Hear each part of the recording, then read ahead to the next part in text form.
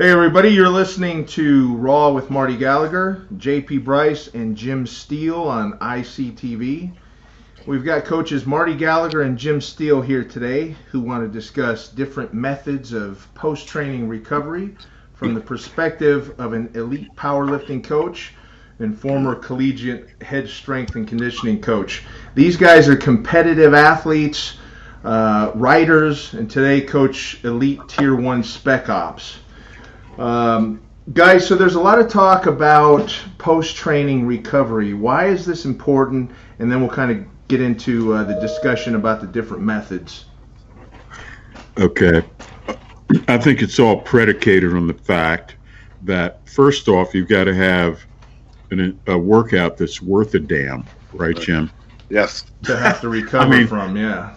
Yeah, I mean, if the workouts jive, then all this talk about recovery is like, I mean, we used to have those guys, right?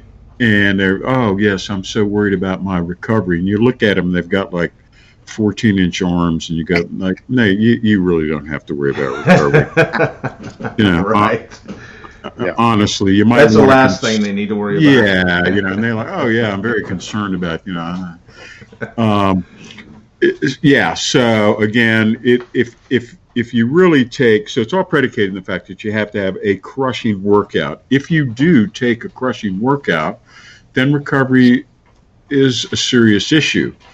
I think the most primal way, the way that we used to deal with it back in the day, and yes, we took crushing workouts. That was not a problem.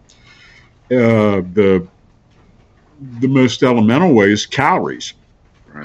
Right, Jimmy? Yes. I mean, if you've crushed yourself and done it correctly, you're traumatized. Mm-hmm. Right? Literally, you've been like subjected yourself to a car wreck. Yes, what I was thinking. Well, I mean, especially if, like when you tell those stories about Chalet's gym, you got 700-pound deadlifters, you got 800, you got a 900-pound deadlifter. Yeah. If somebody's doing 750 for 5. Yeah, that's right. That's why you waited until the next Saturday to deadlift again or whatever, because it takes so much out of you. You're dampened all week, and you start to, even if you are sleeping and eating and your calories are high, it takes until next Wednesday, the following Wednesday from that Saturday to just feel like but the heavier weights. Yeah, excuse me, it's worse than that. Yeah. Because that same training week, okay, so if you're doing 755 for 5 in the deadlift, you're handling 805 for 5 in the squat. Yeah. The same week. And only those who haven't done it will tell you that the squat and the deadlift done right don't stress the same muscles. You stress the erectors, you stress the abs, you damn sure stress the thighs, the upper thighs anyway, in both the squat and the deadlift. With a super heavy squat, you stress your traps, and as you do in a deadlift. So there's a lot of the same muscles that you're hitting in the same training week, and if you're handling super heavy poundage, calories are your best friend. You can't do that kind of training and diet down like you're bodybuilding. Jimmy, you should tell them what you had to do when you were bodybuilding. This is the other extreme. Wait, what do you mean? Well, I mean, in order to achieve that 2-3% body fat percentile, right? Yeah. You would start a 12-week cycle like at what, 235 or 240 body weight? Yep. And what would your body fat percentile be kicking off a cycle? Mark, I really don't know. I would say probably 15. Okay, say 15. All right. When you end, how many weeks later? 12 weeks. 12 weeks. Okay. I started off around 235. I ended up probably 199. I was probably 5%. Yeah, real, not bullshit. Yeah, I mean, you could see every vein that was there was visible, and I had striations in my quads and all that. But how many calories were you surviving on? The lowest I got to, not including the MCT, which adds some, but then your body can't store it as fat, was 892. I did 892 for a week or two with 2 or 3 hours of cardio a day. So Jim, were you doing primarily high reps, or were you trying to stay as heavy as you could? Well, I always try to stay as heavy as I can, but reps are usually 8 to 12 to 15. Yeah. I'm usually not going under 8. Sometimes on squats I would, but I would do up to 10 sets, 12 sets. So during that 12 weeks, it's hard to recover. I mean, your calories are depleted and all that, but I mean, what do you do during that time? You don't recover. That's what I was going to say. Yeah. So you can't because you don't have time. You wake up at 4 o'clock, you do an hour on the bike, then you work a little bit, then you lift, then you ride the bike again, then you go home, then you go lift, and in between then you have, 3 fillets of tilapia, and it's not. And you're dragging ass the entire time. Oh, everybody has to experience it, because you'll see like some steps, like 3 or 4 steps, and you'll be like, yeah, no, I'm going to walk around so I don't have to go up those steps. It's like you're surviving. All your survival mechanisms to conserve calories are going strong. Yeah, you're purposely inducing a catabolic state. Yeah, it's and staying in that catabolic state for an extended period in order to burn off fat. Right. So Marty, what was we would go the other direction. Yeah, what were some of the old school methods that you would use back in the Hugh Cassidy days and all that? First and foremost, you beat the shit out of yourself in the gym, right? Then you stuff your face. You eat as much real food as you can that you can afford or what your situation will allow. Again, you're a young male whose system is ripping with the flood tide of testosterone. Yeah, and you frequently talk about, after, lifting over at Hugh's place, you guys would go out and drink a whole gallon of whole milk. Maybe not a whole gallon, but maybe a half gallon or a quart. JP, a gallon too, but Pardon? I thought it was a gallon too. Let me just tell you too, that's a bad idea for a guy that's lactose intolerant. Well, apparently I didn't have any lactose intolerant training partners. Well, nobody knew about lactose intolerance, so nobody had it. Your ride home better be less than 5 minutes. Jim, did you ever do the heavy milk supplementation? No, I was more into like tuna fish sandwiches. So I went from 240 to 312 in about 10 months, and a lot of pasta. Yep. My ex-wife would make me chicken breast, rice, and chicken soup. She would make some kind of casserole. I ate that all the time. Yep. Pasta. I ate 8 tuna fish sandwiches a day, which was 16 cans. In addition to the other stuff that you're describing. Wait a minute, Jim. Your body weight was up to 312. 312, yes. But JP, you got to understand. Jim's tall. How tall are you? You're what? 5'9"? He's 6'8". Yeah, 5'8". So his frame can handle that kind of body weight. Damn, dude, you were. Wait, how tall did you say you were? 5'8"? Yeah, I'm 5'8" and now. And a half. 5'8", 312. I've lost some discs over the years. What's your point, JP? That's a big man for 5'8". Let me explain to you how that works. I will take this. I never felt under-recovered because I was. No, I mean you didn't. But you have to be awake to feel under-recovered. Yeah, and I wanted to set living in South Carolina. The South Carolina heavyweight record was 804 in the squat. Oh yeah. So the quickest way to do it, ask Marty. The quickest way to do it is to put your body weight up. Yes, sir. And I ended up missing the 804, and then I ended up 820 a couple years later. But, a couple years? Oh, you should have committed suicide then and there. With the 804. Oh, yeah. I was happy. I used to call Kirk all depressed if I missed a rep. If I missed a rep, I would call Kirk. He'd be like, "It's all right, man. It's all right." We'd be talking me off the ledge. Yeah, he'd be talking me off the ledge. When you look, I remember coming home from a workout, and I was real upset. I mean, I was almost to the point of tears. And my ex-wife, was like, "What's wrong with you?" And I was like, "I had a shitty squat workout." And she's like, "What?" Motherfucker, I'm divorcing him. You're like, good.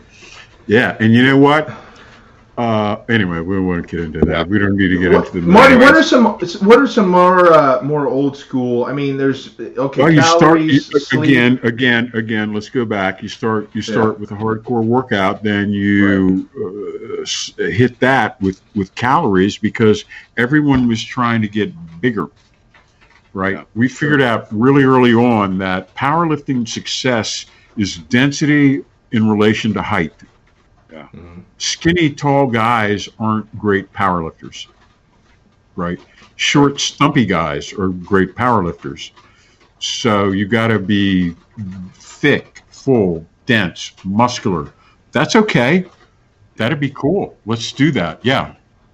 Let's strive for that.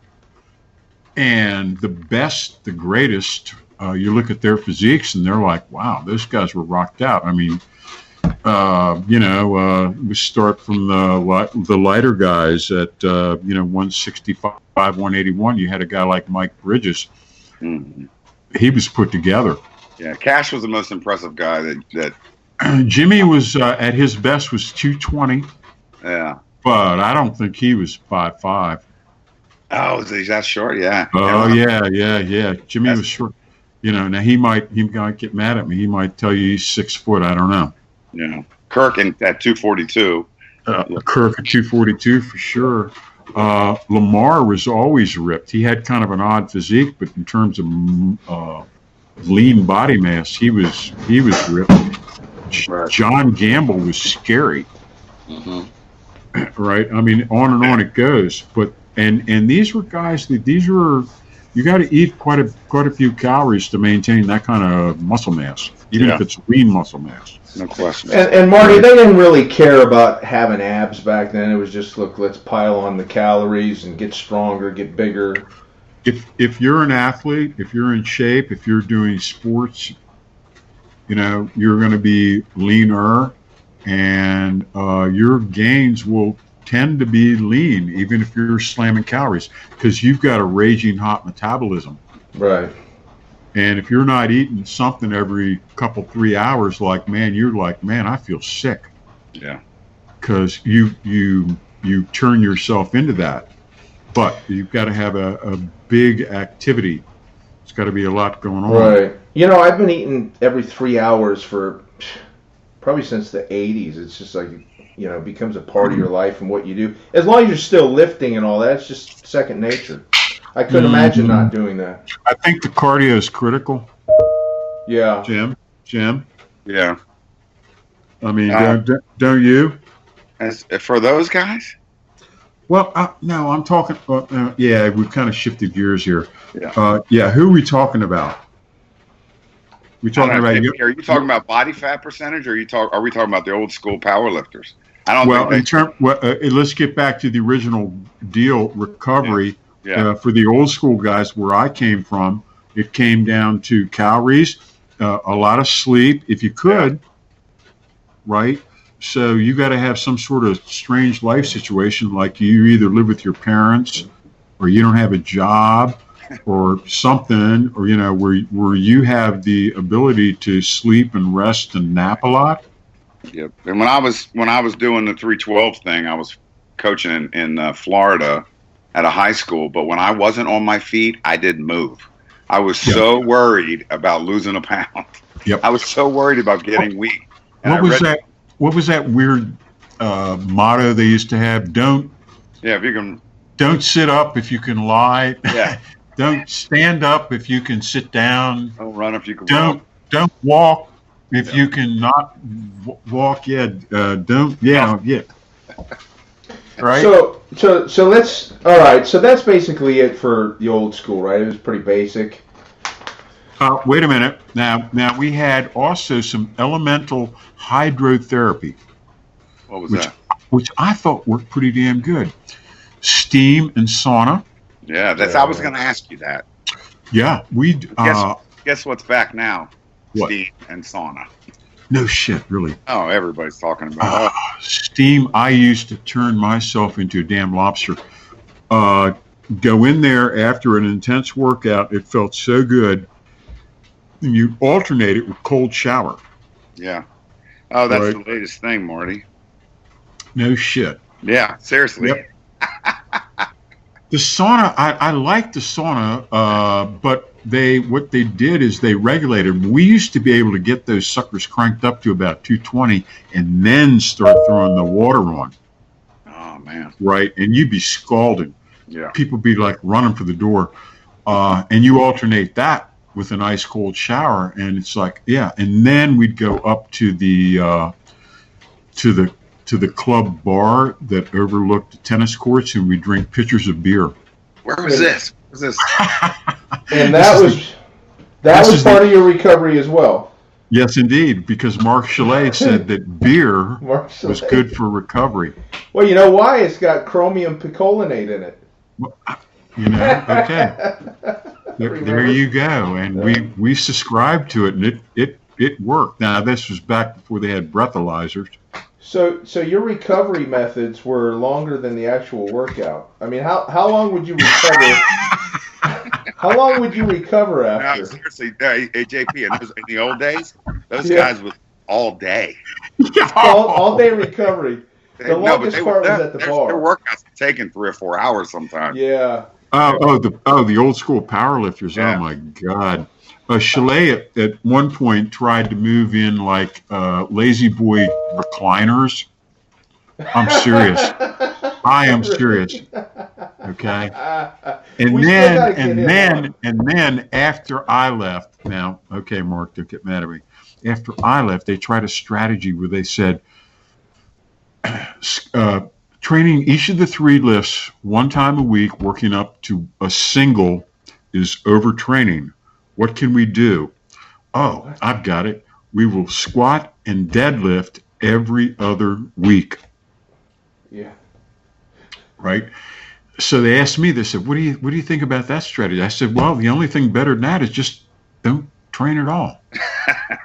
Yeah. Right? Pretty Just much. take a bunch of drugs, eat a bunch of calories, and just, enter the meat. And it's just like, shit, let's go. Hey, Marty, you're forgetting the biggest recovery tool in that gym, and that was your homemade lasagna that guys would you. That's true. That's true. I had a little side business set up there. We were able to purchase these large kitchen pans at a kitchen outlet, and I made a sausage lasagna that weighed about 15 pounds. And I made it for myself, and it was such a big hit amongst my friends that I started making it on a commercial basis.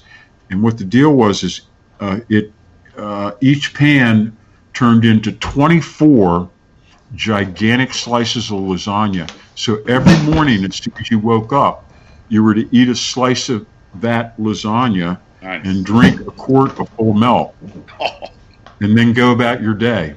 Yes. Right. So if you could fight through the feeling that Man.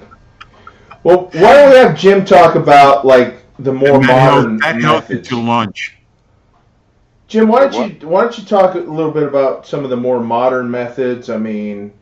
Yep, no problem. I can relate to you what we did with teams when I was at Penn. So what we had a lot of we had foam rollers. They came out first. Oh yeah. And so I started using them, and it made my back worse. So I used them once, made my back worse. I threw mine in the corner. Then, but wait. So is that it? After work, the foam rollers? Yeah. I mean, what's your opinion? No, I'm giving it to you. I was just giving you a little aside. Oh, okay. Yeah. So, so what we do is kids would come in. Now, if they were cold, like not coming from practice, they do mobility stuff. And then some of them would roll before they lifted. But most of them would, after we got done lifted, everybody would go get the foam rollers. I'd take them through, you do your glutes, you do your hamstrings, you do your quads, your calves and all that stuff. Really, most of the kids felt like that wasn't serious enough, or they couldn't really feel it enough. So we started using lacrosse balls, and that was better. What they discovered was it helped them recover some, it loosened them up, whatever. But before the workout was even better because if they had, felt like bound up or if they felt sore the next day, the feedback was that it helped. Now, research is totally sketchy about the whole thing, but my whole thought process was if they think it helps, right? If it doesn't matter. If they think it's making it more flexible, if it thinks it makes it more explosive. Purposeful placebo. We sell a ton of these lacrosse balls to the military. What's that? We sell a ton of these lacrosse balls to the military. Yeah. I mean, they drink the water too. I mean, it sort of just goes in waves. Sort of like the sauna stuff, how big it is now. So we do the lacrosse ball stuff. We do the foam rolling. Not a whole lot of static stretching, not a big believer in it. If they wanted the static stretch, I could tell you some horror stories about that, buddy. We'd take them through a breathing routine while they're stretching. So it was more of just to calm them down after the workout, get their heart rate back to normal, start the recovery process. But a couple of things that really, I think, made a difference was us as a coaching staff constantly stressing nutrition, get your protein in. If you got to get your sleep. If you're up all night studying, you got to find a way to take a nap or two during the day. Okay, Jim. Let me ask you this. Yeah. Let's stop on that. On the nutrition, so protein. Yeah. But we're talking lean protein. Yeah, I mean, well, you got to remember, man. Most of these kids' metabolisms are flying. Okay. So if it's whole milk, if it's so you'll let the fat in. Yes. Cool. Yes. Okay. Oh yeah, they need that fat. Good. They need that fat. Good. How about the carbs? Yeah, I didn't worry about carbs too much. I mean, so they were a Coke sponsored university, so we had to have this one drink that was really high in sugar, and some of the athletes were like, "Coach, I don't want to put all this sugar in my body." I was like, "Okay." Right after the workout. Go to the store or order it off the internet. Here's some brands that don't have, whatever. But most of the kids were like, what, I can just drink it because they're burning that up, right? Especially after, so you just practiced on the field for 2 hours. Oh my God. Let's say you're a lacrosse player. How many miles did you just run? Your body's soaking up everything right then, and you're not going to get fat, after a workout. But I thought that stressing the nutrition and getting your protein in, I had a volleyball girl who all she did was bump her protein up like 50 grams. In a couple months, her deadlift went up like 50 pounds. Right. She made one change. Did she change her look? As far as more muscular? Got more muscular. Flabby looking, to be honest. She was more muscular. Yeah. Hey, Jim. Yeah. Did you kind of oversee their nutrition after the workout, or if they were accountable for that and you held them accountable, and it's like, okay, go home and mix up a protein shake or whatever? Right. No, out of their budgets, they would get protein shakes. Yeah. And then they would get apples, they would get bananas, they would get peanut butter sandwiches, that kind of stuff. Yeah. Well, let me ask you this: what do you think about the settled science between the post-workout replenishment, meal, shake, the window of opportunity, all of that? Well, whenever I study it, it's up to 24 hours that you have to do it. I don't know, man. I mean, every month it changes, right? So here's the deal, and Jose Antonio had 10 minutes, He said, that you need it, right? So why don't you just do it right after the workout? Who gives it? You know what I mean? Get it in. I mean, that's what makes the most sense, yeah. What is it that we need? Well, I would say to start the recovery process, that you need some protein right after the workout. Okay. Yeah. Also, your glycogen's gone, right? Yeah. So you need a smart bomb. You need you need some carbs in there, and you need the whey protein, or you need something fast moving. Yeah. What everybody has to understand is that not everybody's as dedicated as we are. So just for me to say, hey, drink this muscle milk, core power, whatever, and there's some shit in there that's not so great, whatever, just drink it. Let's get started, because there's no way they're going to be as strict as we are and say, okay, I'm going to get 60 grams of this chicken breast. I'm going to get this much rice. So just to be realistic, I had a coach in high school, back when my metabolism used to fly. He goes, I want you to eat breakfast. And I said, what do I eat? He goes, I don't give a shit. I don't care if you eat Fruit Loops. Get some milk in there. And make sure you're getting breakfast. And he had a good point. Let's get some calories in. You want to gain weight. Then, once you get the hang of it, now you can start making some changes with some eggs and bacon and stuff. Right. How about some of this high-tech stuff? Did you have any direct experience with ice baths? Yeah, so after football practice, the trainers would put out these big fish pond-looking things that you used to put in your yard, the big Rubbermaid ones, and they fill it with ice and water, and the guys would all sit in there. Now, the guys swore by it. Now, I've read conflicting studies. Some inflammatory markers go up, some go down. I like heat myself. I like staying warm. I like saunas. I like whirlpools. Well, do you agree with the science? I mean, the science is so simple. I mean, they say, well, if after an effective training session or an effective workout, you're inflamed. So what do we do if you're inflamed? Well, we'll douse you in an ice bath. Yeah. Right? And that will counteract the inflammation. And now, because we live in America, which is the land of ingenuity, somebody has invented a way. I mean, what a hassle it is. Every day you've got to gather together enough ice to have an ice bath. I know. But you know what? Now they've got... Yes, so an American genius invented what do they call it? The cryotherapy. Yeah. Yes, because we live in the land of, someone said, what a pain in the ass it is. So I did some around refrigerator Perry. I'm tired of that. I did some studies on cryotherapy. Now, I'm not familiar with it. I've never done it, but this is like the latest thing. So I got some interesting facts here. So these things are about minus 200 degrees inside, okay? So, which means you can only stay in there for about between 2 and 4 minutes. And you've got to wear socks, you got to wear gloves, you got to wear underwear. I can't imagine, you ever jumped in the cold ocean, what that does to you? I mean, imagine jumping into this thing. Yeah. Right? Well, JP. So you were with us, JP. Uh-huh. We have friends who do this all the time. Yes, we do. You were with us on the tour, weren't you? Yes, I was. Yes, okay.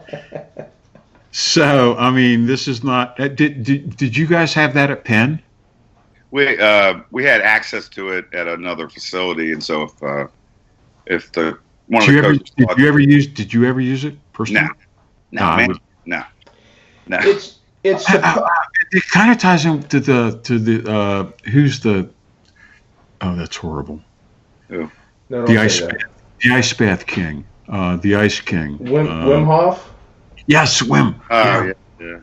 That's horrible. I don't hear much about him anymore, do you? I don't know what's going on with that. But here's what you say that so cool. It's too fucking cold. Here's the interesting, Marty. Here's the interesting thing. Here's the interesting thing. What? So I was researching this yesterday, and it says supposedly it tricks the body into thinking you're in a life or death situation. Right. That's what Phil was saying when we were with the Special Forces. Your body has to adjust, and it's good for your body to adjust to extreme temperatures. Yeah, well, it produces what they call a cold shock proteins that's believed to spike amino acids and tissue building hormones, including growth hormone. What if they're wrong? Well, now that's the thing. Now this is very debatable. This is so I don't even think this is proven. Do you know how many years I choked down brewer's yeast? Yeah. And liver pills? Because liver pills not so bad, but the brewer's yeast, that was the most wretched tasting, awful. Yeah. And nothing could disguise it. You could not mix it with anything, and it was putrid. And then after all those years of that torture, like Guantanamo Bay stuff, Abu Ghraib, and then it was like, oh, we were just kidding. It sucked. It was it's been proven to cause gynecomastia, right? Yeah. Hey, JP, you were asking about technology, or Marty was, or something. One thing we did use, we used that force plate and it gave us that reading, and was pretty definitive. If it gave us a low reading on this one variable, the kids were either overtrained, it was never from weightlifting. It was always from too much practice or their stressful lifestyles of, staying up all night, studying, So they weren't getting any sleep. They weren't getting the nutrition and all that stuff. But this thing that we used, you could see if they were recovered or not. And that was pretty. So it'd be like a report card. Yeah. So you could take a kid on Monday after the weekend, test him on this thing and then the sports plate, and then retest him on Friday after a week of practice. And you remember the kid Justin who plays for Tampa Bay? His score was always perfect because Justin paid attention to his protein. He got a massage every week. He got acupuncture. Justin did everything to recover. If you're just a regular kid who doesn't... Whoa. Go ahead. So, the inference being that massage and acupuncture accelerate recovery? I think it does, because I've done that. But I think let's not gloss over that. Yeah. Massage. Why? What does massage do? It breaks up toxins and waste products trapped in muscles? I think all of that stuff is conjecture, what it does. I know. Well, why does it work? Well, for me, I did a lot of it for range of motion. So I did a lot of ART stuff, that active release ART, technique. what does that mean? Active release technique. And that's more for range of motion. I interviewed the innovator of that stuff back when I worked for Muscle and Fitness in the 90s. He was like an ex-Air Force pilot or something. I remember the guy, the active release technique. It was brand new under the scene. And at the time, it was extremely radical. But what you're saying is that even to this day, it's effective. Yeah, it is. And if you're deadlifting and squatting 700-800 pounds, you're going to get tweaked almost every workout. And so you're going to have spasms in your low back. You're going to have spasms in your pecs. We're not surfing New Jersey waves. These are the big Hawaiian waves, right? Yeah, it will hurt you. Your body's going in that car wreck over and over. And if you're playing football, it's the same thing, and especially if you're playing really hard. So those kind of things, what it did, I'd have spasms in my low back. I'd go, and it'd be gone. Now, it would feel like crap right after the massage. The next morning I'd wake up, it'd be gone. So that's doesn't it depend on the quality of the masseuse? Oh, no question. Yeah, no question, man. And you got to be able to. So how about the common guy? What we got great relief from also was like a really good whirlpool. Yes. And I would sit in that hot sucker, and whatever stressed muscle I had, I would make sure that I sat in such a way that one of those jets would just hit that muscle. I don't care if it was a shoulder, a pec, a thigh, a hip, whatever it was, a lower back, and I would put a jet on that thing. And it just felt better. Yeah. After it was over. Yeah, I agree. Did you ever use ice? Did you ever successfully use ice? No. As an anti-inflammatory? To satisfy the athletic trainers, and then I'd take it off and I'd use heat, and then I'd recover faster. I loved heat. Yeah, I know. What's intuitive? I'm always like, I don't think this is very intuitive. The heat to me seemed to relax and allow the flow and the right. I mean, it just felt so much better. The ice was like, I don't know. Jim, what about vibration? So we had the power plates. Right.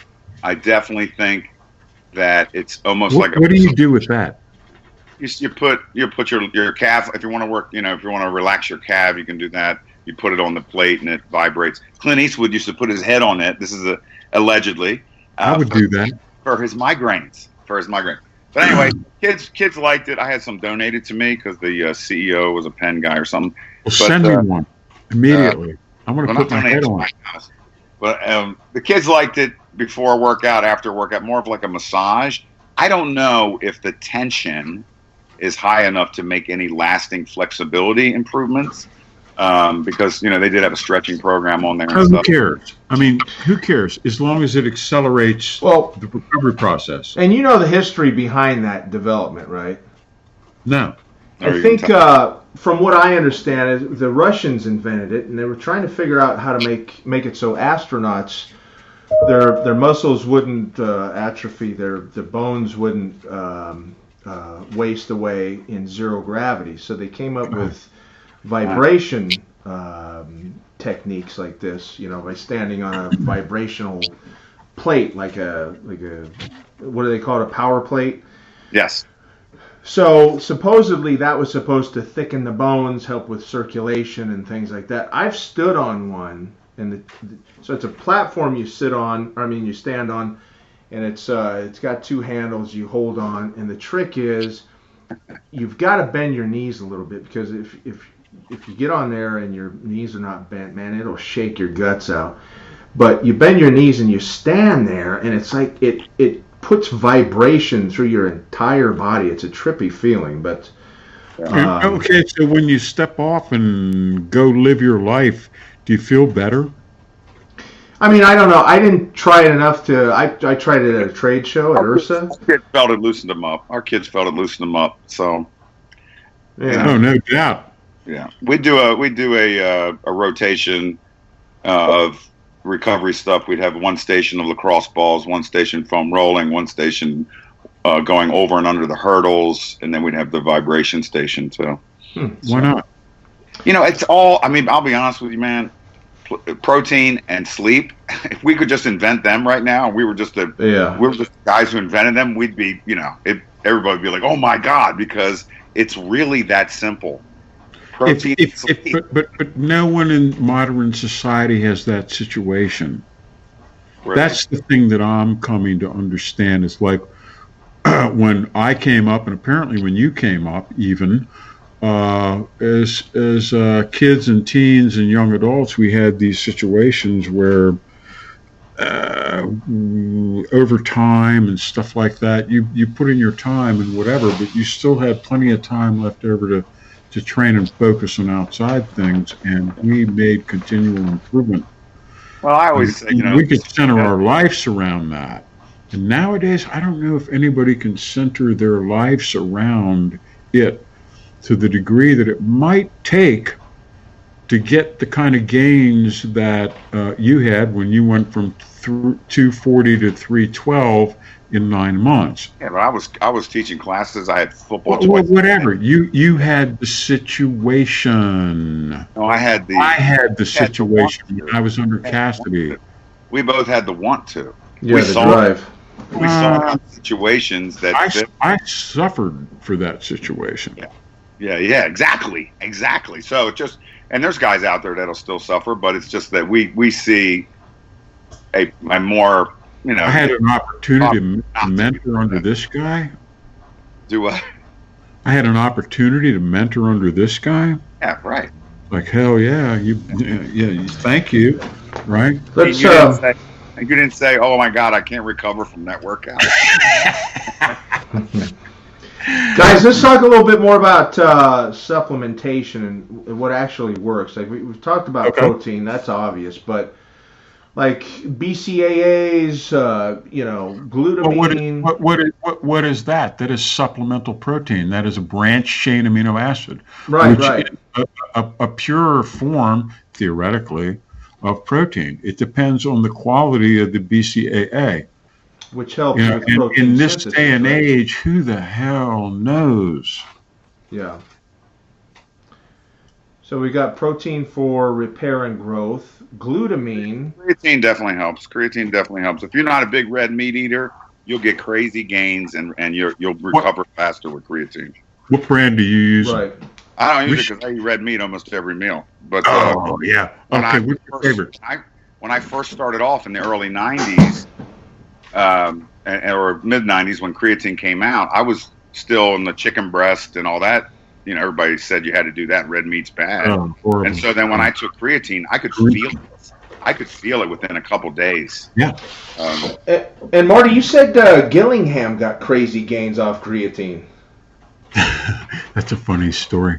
I actually wrote about that in a very recent article. Back in the 90s when creatine first broke, Right. oh, that went crazy. That was like the biggest supplement craze since the introduction of protein powder. Yeah. And it was actually, I believe, Bill Phillips in Original Muscle Media that broke it. I think you're right.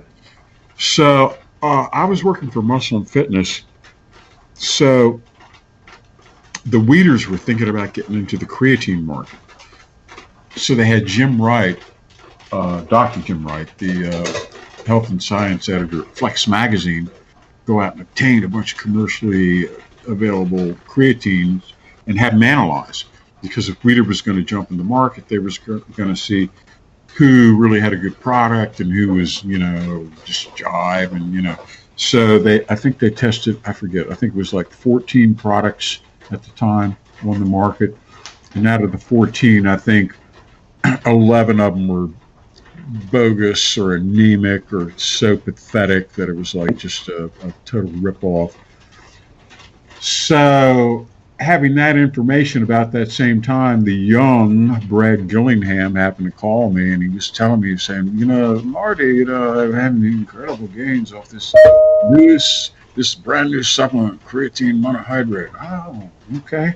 Oh man, I've gained 15 pounds of body weight. My squat has shot up 40 pounds, and my bench is up 25 pounds. This is incredible. He said, I've never taken steroids, but I'm sure this must be what it's like.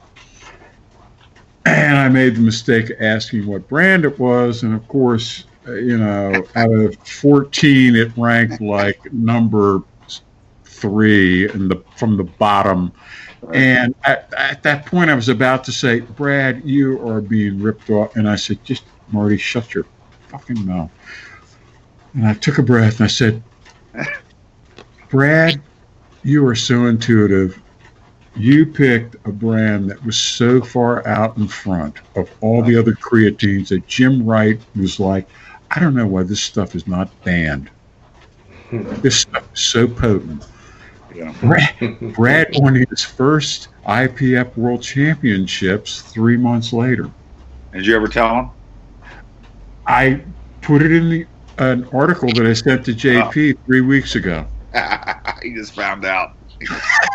Yeah, first time ever. That's the truth. We're gonna post it. I'll send him the link. Yeah. Power, Steve-O. And the title of the article was, in fact, The Power of Placebo. Oh shit! There you go. I had the same thing happen to me when I was a kid. We don't necessarily have to get into it now, but Bob Hoffman put out something called Quick Weight Gain Formula. Yeah. It's 4 pounds of this incredible. It was cake mix. Protein powder, and in 14 days I gained 14 pounds. But I mean, what you were to do is you would mix it with I think a gallon of milk, and it yielded 2,500 calories and 150 grams of protein. And it's just incredible. And in 14 days, it did exactly what it was supposed to. I gained 14 pounds. I went from like 170 to 184. Yeah, calories. Well, I was 16 years old. Yeah. And my body was raging with testosterone, and I believed like the Taliban, right, in Hoffman's quick gain weight formula. I mean, to me, it was like a bottle of Dianabol. Yeah, and that stuff. I mean, and we, back then the supplements were awful. I mean, well, that's the punchline. In 2014, I found out that Hoffman made all his protein from soy that he got cut rate from cheap-ass Mennonite farmers around York, Pennsylvania. Then he chemically destroyed it and turned it into powder, and that's what he sold to us. Oh, excuse me, it was so putrid, humans couldn't consume it, so he cut it with 50% unrefined sugar. Whoa. Marty, weren't some of the original weight gainers like cake mixes and things like that? That's what I always heard. That they would just throw in a weight gainer tub or something?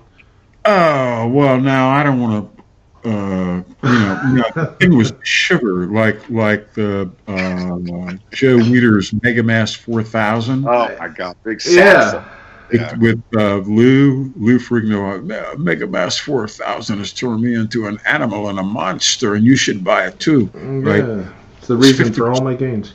It was 50% sugar. It was nasty. All that stuff was so nasty. I used to choke it down on the way to the bus stop in the morning. Man. It was awful.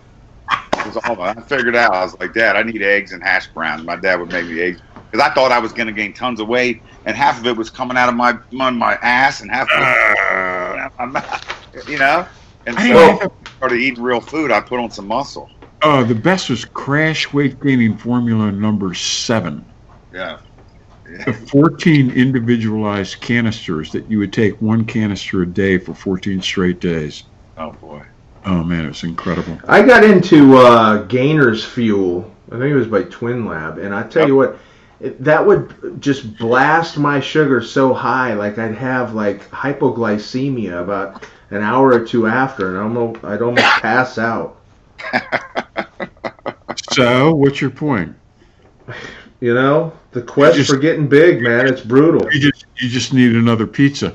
Also, you have to be aware of thigh chafe, super heavyweight thigh chafe. That Cassidy said, he said that was the main complaint amongst my competitors, that when you got past 300 pounds, your inner thighs would rub against one another and rub each other raw. Yeah, I was a 46 waist. Well, that meant you were making gains, though. At 312, I was a 3 to 4X shirt. Oh, your leverages must have been incredible. 46-inch waist, and now I'm, XL and 36, 35, something like that. Well, yeah, you're 100. Yeah, almost 100 pounds lighter. Yeah. And back then, he'd be like, "Woo, is it hot in here? Somebody open a window." You're always hot. You never need a jacket. Hey, but as far as creatine, I never got much out of it. I mean, did you guys? You guys tried it? Oh, it will swell you. It drew water weight. Yeah, it pushes the water into you, but I never it really tracks saw water, and everyone would swell 10 or 15 pounds again because they believed. Yeah, and I think it's individual with that too. I think it's individual. And why not? And again, like massive amounts of protein powder. Sure, if you can and if it's okay and you can afford it, why not? Yeah. But some of the top guys, they're taking 3 to 5 grams of protein per pound of lean body weight per day. I mean, it's crazy. Yeah. And it's not. That's again, when it comes to recovery, which really is what we're talking about, the whole thing is about, is that initially. Start with, if you can, jack up your calories.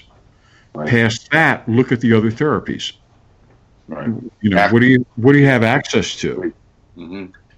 Can you sleep? Can you rest? Are you able to relax when you're not in the gym? Yeah, right. Nowadays, I won't train unless I feel rested and revived. Back in the day, I think back maybe your day currently, Jim, my strategy was how you feel is a lie. Yeah. And you need to push through. Mm-hmm. Right? And I think that's valid.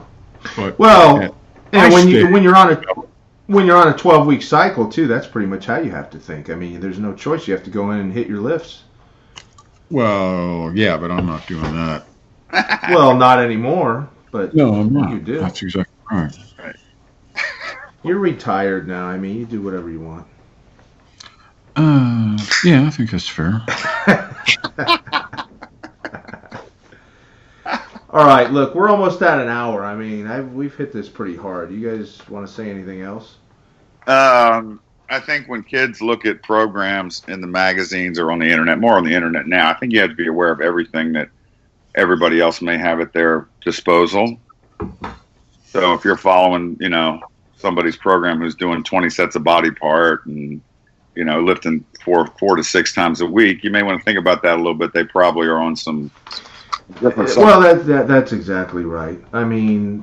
And that was something, how many Arnold was so popular? Everybody did Arnold's program. How many Arnolds did we produce? You know what I'm saying? Arnold did not work a regular job. Right. Right. And he lived the beach lifestyle. Yeah. If you live the beach lifestyle, feel free. Yeah. Sure. Yeah. You can you can do a double split 6 times a week, and then in between go lay on the beach when you're not at the cafe eating, and then at night go to the disco. He was the total puzzle. All the pieces were there: the nutrition, the rest, the supplementation, the lifting, He might as well have been a trust fund baby. Right. Well, with Weeder, right? But yeah, that's sort of my point. You know, the big, you know, and everybody wants the magic potion, and this is cliche as hell, but okay, food and rest. You know, that's the magic potion. You know, what was the old cliche? There's the old barbarian cliche, Jimmy. You know it. There's no such thing as overtraining. There's only undereating, undersleeping. Undereating and undersleeping. Right. Exactly. Right. And there's so much truth to that. Yes. Right. But it's all predicated on, are you really cracking it hard? Yeah, don't worry about your pre, intra, and post workout supplementation if you're not bleeding from your eyes when you're training, man. You know, if you don't feel like that car wreck over and over, don't worry about it. And don't worry about taking pre-workout unless you're working out like that too. 102% effort. We used to say that, you know, unless your right hand that held the car key was shaking so bad that you had to grasp it with your other hand to put it in the ignition on the ride home from the training session, or pushing the clutch in. You hadn't really done jack. No. Right? And it was like your hand would shake so bad that you're trying to get the key into you miss and you gotta grab it. Yes, or you've had the leg training session. It's like, I have to use 2 feet to push the clutch down. I remember those days, man. I still have those once in a while. Well, yes. I don't have a clutch anymore, but everything's automatic. All right. Let's. All right, so that was good. That was great information. Hope everybody enjoyed that. All right, check out Marty's weekly column and podcast, Raw with Marty Gallagher, at ironcompany.com. Marty is also available for online training and seminars. You can reach him by going to our athletes page at Iron Company. And you can also pick up his book there. It's called Purposeful Primitive. How long has that book been out? Decade.